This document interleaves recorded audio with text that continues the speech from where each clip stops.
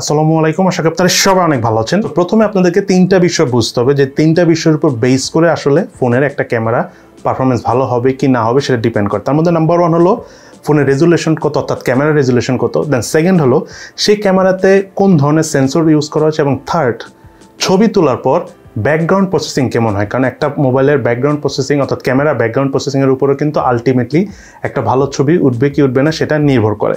So আমি total 5টা stage করেছি, যে স্টেজ অনুযায়ী আপনাদেরকে তুলে ধরবো যে কোন প্রাইসের ফোনগুলোতে কী ধরনের সেন্সর বা কী ধরনের রেজুলেশন বা কী ধরনের ব্যাকগ্রাউন্ড প্রসেসিং ইউজ করা হয়, এবং আলটিমেটলি আপনারা ওই ধরনের প্রাইস রেঞ্জের ফোন কিনতে গেলে আপনারা কী পেতে পারেন আলটিমেটলি সেটা বুঝে যাবে। সো প্রথমে আমি কথা বলবো স্টেজ 1, যে ফোনগুলোর প্রাইস হলো 0 থেকে 12-13 হাজার টাকার মধ্যে। 0 টাকায় তো আসলে ফোন পাওয়া যায় না, মানে আমি ধরে নিলাম 12 থেকে 13 হাজার টাকা প্রাইস রেঞ্জে যেই ফোনগুলো পাওয়া যায় সেই ফোনগুলোর প্রথমে যদি আমি রেজুলেশনের কথা বলি তাহলে দেখবেন যে রেজুলেশন এগুলোর খুব লো থাকে। তার পাশাপাশি যদি আমি সেন্সরের কথা বলি এই ফোনগুলো সেন্সরও লো থাকে। দেন ব্যাকগ্রাউন্ড প্রসেসিং ওই ফোনগুলো লো থাকে। আচ্ছা, একটা বিষয় ক্লিয়ার করে দিই, ব্যাকগ্রাউন্ড প্রসেসিংয়ের সাথে আপনার মোবাইলের ব্যাকগ্রাউন্ড ক্যামেরার ব্যাকগ্রাউন্ড প্রসেসিং টেকনোলজি, দেন প্রসেসর, দেন সেই মোবাইলের ইউআই কি রয়েছে সব কিছু মিলিয়ে আসলে ব্যাকগ্রাউন্ড প্রসেসিংটা কাজ করে। সো 12-13 হাজার টাকা ফোনের আসলে আপনার মোবাইলের ইউআই বলেন, প্রসেসর বলেন, সব কিছু মিলে ব্যাকগ্রাউন্ড প্রসেসিং খুব একটা ভালো হয় না। সো আলটিমেটলি দেখা যায় যে তিনটা জিনিসই লো থাকার কারণে এই 12-13 হাজার টাকার ফোনের camera ultimately long time use করে বা কিছুদিন যেও আপনার আর ভালো লাগবে না। একটা জিনিস আপনাকে মনে রাখবেন, তিনটা জিনিস মিলে কিন্তু একটা পাইপ, ঠিক আছে? রেজুলেশন, ব্যাকগ্রাউন্ড প্রসেসিং আর সেন্সর। সো তিনটার কোনো একটা যদি ছোট হয় তার মানে কিন্তু আপনার আলটিমেটলি জিনিসটা ভালো আসবে না। আই হোপ আপনারা বুঝে গেছেন। যাই হোক, সেকেন্ড যে বিষয়টা নিয়ে আমি কথা বলবো সেটা হলো 13 হাজার টাকা থেকে 20 হাজার টাকার মধ্যে। এই ফোনগুলো রেজুলেশন থাকে হলো মিডিয়াম ক্যাটাগরির। ধরেন 12-13 হাজার টাকার ফোনগুলো যদি 8-10-12 মেগাপিক্সেল থাকে, এগুলোতে দেখা যায় যে 48 মেগাপিক্সেল বা 50 মেগাপিক্সেলের ক্যামেরা থাকে, অর্থাৎ যেগুলি 13 থেকে 20 হাজার টাকার মধ্যে। দেন এই ফোনগুলো সেন্সরগুলো থাকে হলো লো ক্যাটাগরির, অথবা কিছু ফোনে একটু মিডিয়াম ক্যাটাগরি থাকে আর কি সেন্সর, কিন্তু স্টিল এই ফোনগুলোর ব্যাকগ্রাউন্ড প্রসেসিং খুব একটা ভালো হয় না।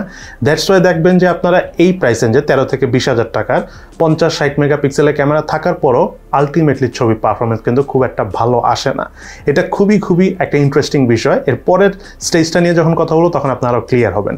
এখন কথা বলবো 20 হাজার টাকা থেকে 30 হাজার টাকার মধ্যে। এই রেঞ্জে ফোনগুলোর রেজুলেশন থাকে অনেক হাই। আপনারা খেয়াল করবেন যত 100 মেগাপিক্সেলের ক্যামেরা আছে এই 20 হাজার টাকা থেকে 30 হাজার টাকা প্রাইস রেঞ্জে কিন্তু লঞ্চ হয়, এবং এখানে যে সেন্সরগুলো থাকে মিডিয়াম ক্যাটাগরির এবং ব্যাকগ্রাউন্ড প্রসেসিংটা হয়ও মিডিয়াম ক্যাটাগরির।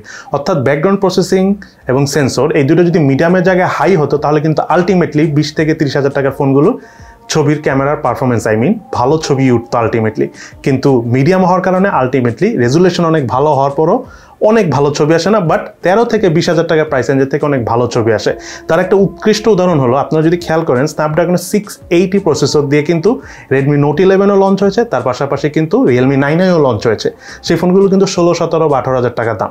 কিন্তু সেম প্রসেসর দিয়ে কিন্তু অপ্পো F21 Pro মোবাইলটা লঞ্চ হয়েছে, সেটা কিন্তু আবার ক্যামেরা পারফরমেন্স অনেকই ভালো। তার কারণ হলো ব্যাকগ্রাউন্ড প্রসেসিং টেকনোলজিটা এটাতে অনেক ইমপ্রুভ করা হয়েছে। 13 থেকে 17 হাজার টাকা ব্যাকগ্রাউন্ড প্রসেসিং তো অত ভালো ছিল না।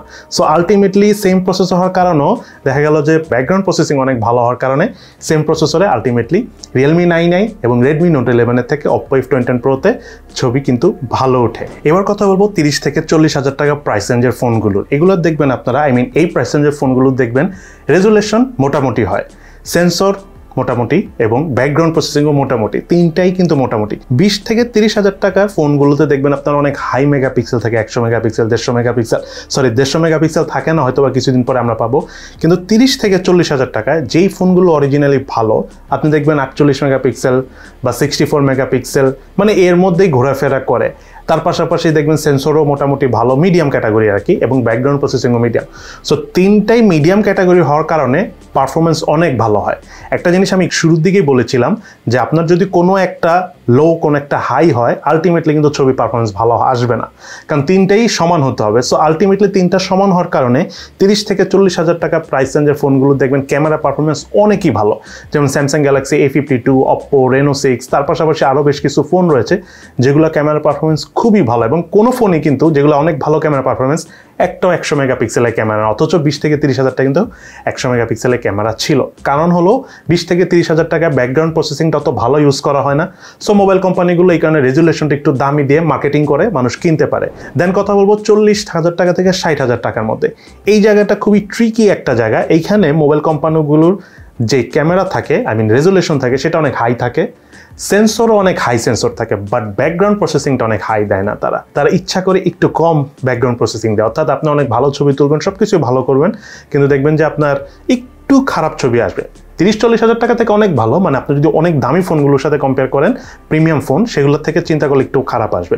দেন 70 হাজার টাকার উপরে যদি আপনি চলে যান, সেই প্রাইস রেঞ্জে আপনার সবগুলোই হাই থাকে এবং দ্যাটস ওয়াই এগুলোর ছবির পারফরমেন্স অনেক ভালো আসে। কিন্তু 70 হাজার টাকার উপরে এবং 40 হাজার টাকা থেকে 60-70 হাজার টাকার মধ্যে এগুলো ফোনের camera almost same, just background প্রসেসিংয়ে কিছুটা ডিফারেন্স রয়েছে। 2019 সালের আগে স্মার্টফোনগুলো একরকম ছিল, ওগুলো আসলে স্মার্টফোনের ক্যাটাগরিতেই পড়ে না যদি আমি এখনকার ফোনের সাথে কম্পেয়ার করি।